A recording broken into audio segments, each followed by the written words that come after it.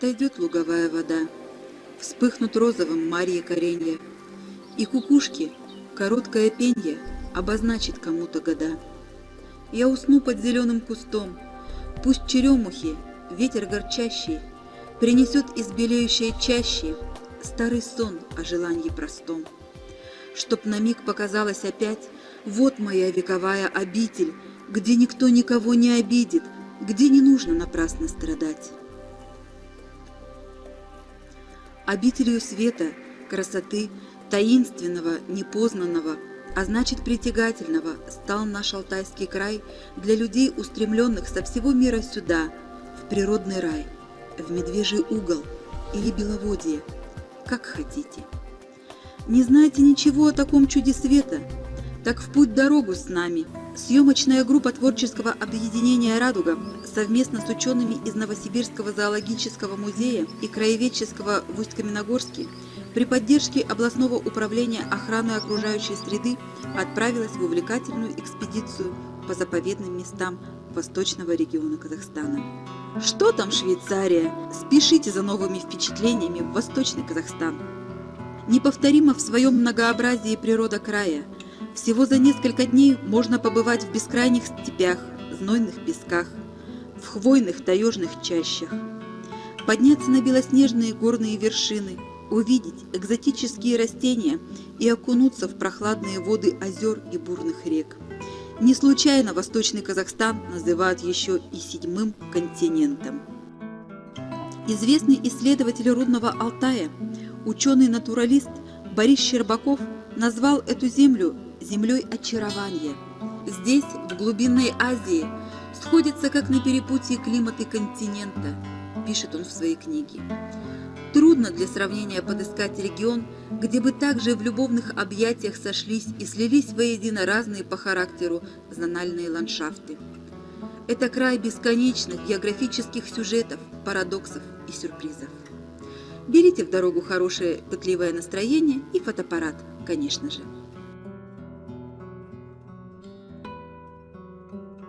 Экспедиция началась в Усть-Каменогорске, областном центре Восточного Казахстана. Город расположен в месте слияния двух рек – Ульбы и Иртыша.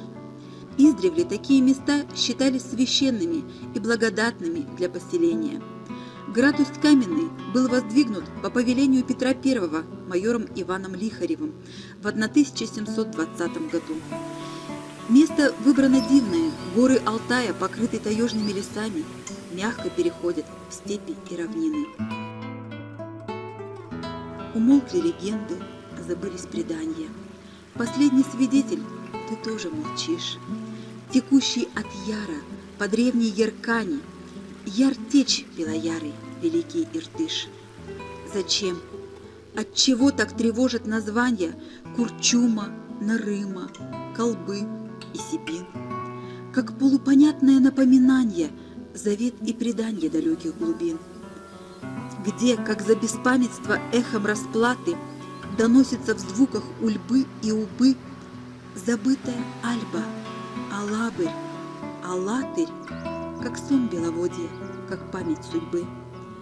Где все, как и прежде, сияет туманно: Алтай, Синегорье, Яркань, Шамбала. Где русая чуть непонятно и странно свое отчудила и в землю ушла. По своим геологическим особенностям и рельефу Восточный регион четко разделен на 5 крупных природотерриториальных комплексов: Рудный и Южный Алтай, Колбинское Нагорье, Зайсанская впадина, горы Саур, Тарбагатай. Наш путь лежит к выветренным скалам гранитного массива Коктау. Он расположен почти в центре Колбинского Нагорья. Колышутся вдали иссушенной колбы холмы и взгорья, и с вечностью самой брезгливо споря курганы дремлют в камне и пыли. Колбинское Нагорье раскинуло свои волнистые хребты на левобережье Иртыша, между долинами рек, как Пикты, Буконь, Чар. Более 200 километров в длину и 50-70 в ширину.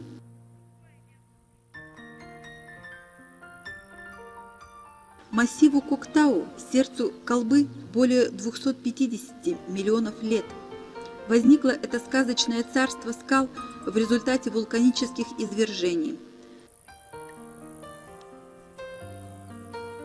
Застывшая, расплавленная магма создала своеобразный рельеф в виде отрогов, куполообразных вершин и острых пиков.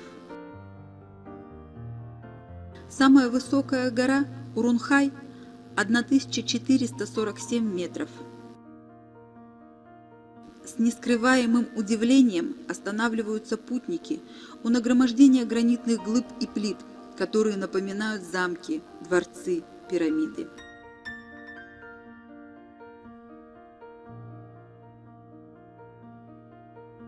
Эти грубые глыбы порфира, эти кварцы на гребнях холмов, каждый камень лежит в центре мира, над сидеющим прахом веков. Нет окраин, границы провинций. Мир вокруг запрессован в спираль, и кварцитовой пылью искрится ось вселенной, простертая вдаль.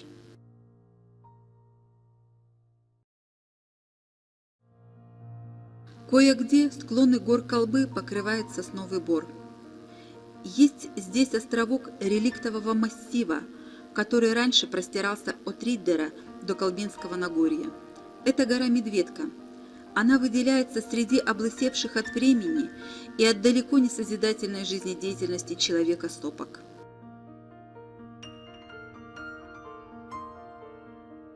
Здесь находят приют зайцы, лисы, архары. Проверяют свои владения и медведи. Все же Медведка не зря в былые времена обозначили место. С хвойным великолепием спорят заросли можжевельника, колючего шиповника, таволги и спирея. Встречаются береза и осина. Радуют глаз малиновые островки мариных кореньев. Грациозно расхаживают у подножия Медведки на заболоченных низинах журавли-красавки с коронами на голове. А как завораживающий полет этих царственных птиц! Красавки, они и есть красавки.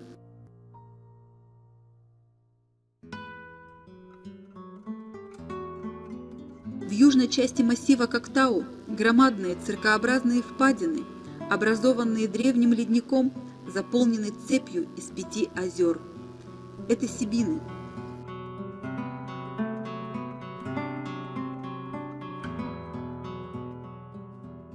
Всего 50 километров пути от Усть-Каменогорска, и взору открывается край сказочно красивых озер, излюбленное место отдыха восточно-казахстанцев и гостей. 5 озер, сообщающихся друг с другом, как шлюзы, обрамлены скалами из гранита, песчаника. Площадь каждого от 65 до 250 гектаров.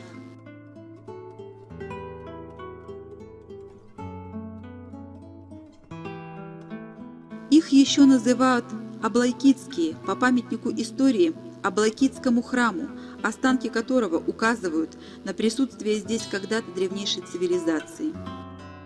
Много легенд ходит о правлении джунгарского хана Аблай-Тайши, о потерянной в веках библиотеке с таинственными письменами, о буддийском монастыре. Эхо событий доносится до нас из глубины 17 столетия. Прослеживаются остатки крепостного вала, окружавшего монастырь длиной около километра. Вал, сложенный из обломков скал, продолжается по примыкающему к долине хребту, превращая его в неприступную крепость. Воинственно возвышаются скалы с глазницами сторожевых башен, будто ждут набегов врага. В 1654 году по дороге к китайскому императору Аблайкит посетил русский посол Федор Байков. Позже здесь побывали ученые Паллас и Мюллер. Буддийский храм и крепостной вал, по свидетельству Федора Байкова, построены в 1654-56 годах. Но недолго просуществовал монастырь. Уже в 1661 году он был разрушен в результате междоусобных войн. Аблайкитские монахи прожили здесь всего несколько десятков лет. Они проповедовали умеренность, любовь к ближнему. И несмотря на время, в этих местах сердце бьется по-особенному торжественно. От некой тайны незримого присутствия Гаутамы Будды, от некогда намоленных в медитации камней. Археологический памятник Аблайн-Кит – свидетель джунгарского нашествия в казахские степи, длившегося более 100 лет. Только в XVIII веке Казахстан в союзе с Россией освободил от иноземных захватчиков свои земли.